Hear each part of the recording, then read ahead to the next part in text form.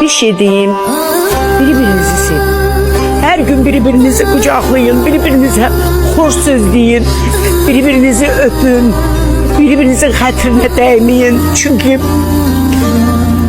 hamımız yola çıxırıq, fərq etmir göydə və yaxud da yerdə, suda, quruda, hər an nəsə ola bilər.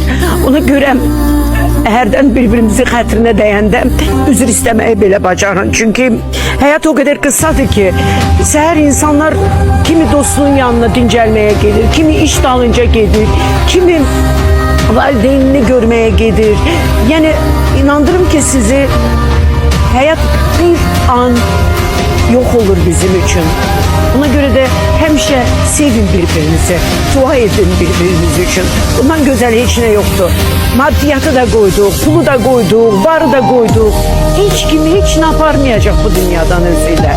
İnandırım ki hiç ne yapamayacak.